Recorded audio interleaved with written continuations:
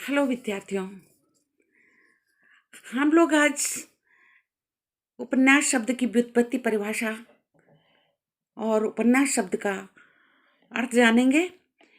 इसके पहले हम लोग कहानियाँ पढ़ रहे थे और कहानियों के सीरीज में हमने बहुत अच्छी अच्छी कहानियाँ पढ़ी थी।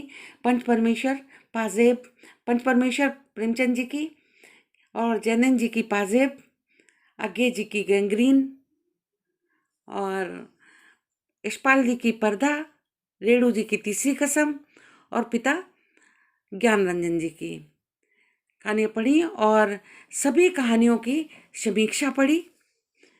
और लगभग सभी के जो है जीवन परिचय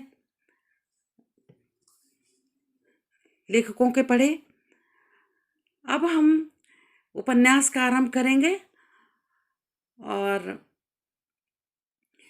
उपन्यास में अभी ध्रुव स्वामी का सोच रहे हैं, जयशंकर प्रसाद जी की, तो आरंभ करेंगे। और इसके अतिरिक्त जो कहानियाँ हैं उसके हम आपको वस्तुनिष्ठ प्रश्न देंगे, बहुत ही इम्पोर्टेंट प्रश्न देंगे, उसमें से आपको आ जाएंगे 101%। तो चलिए उपन्यास शब्द की व्युत्पत्ति, परिभाषा और उपन्यास का शब्द का जो अर्थ है उसके विषय में जानकारी लेते हैं। हमने आपके लिए नोट्स बनाए हैं। उपन्यास शब्द की उत्पत्ति, परिभाषा और प्रयोग। उपन्यास शब्द की उत्पत्ति उप प्लस न्यास दो शब्दों से हुई है। उप का अर्थ है निकट और न्यास का अर्थ है रखी हुई वस्तु, अर्थात उपन्यास शब्द का मूल अर्थ है निकट रखी हुई वस्तु। किंतु वर्तमान में उपन्यास का प्रयोग साहित्य के एक ऐसे स्वरूप विशेष के लिए होता है जिसमें एक विस्तृत कथा का वर्णन गद्य में किया जाता है। उपन्यास को मानव जीवन का प्रतिबिंब भी कह सकते हैं। उपन्यास एक विस्तृत कथा होती है जो अपने भीतर अन्य गूढ़ कथाएं समेटे रहती है।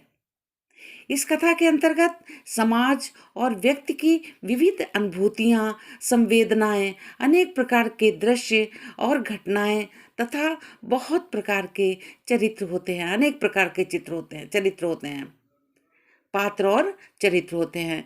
यह कथा विभिन्न शैलियों में लिखी जा सकती है।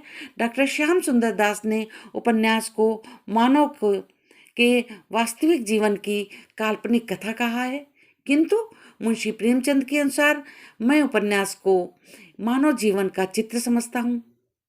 मानव चरित्र पर प्रकाश डालना, उसके रहस्य को खोलना ही उपन्यास का मुख्य स्वर होता है।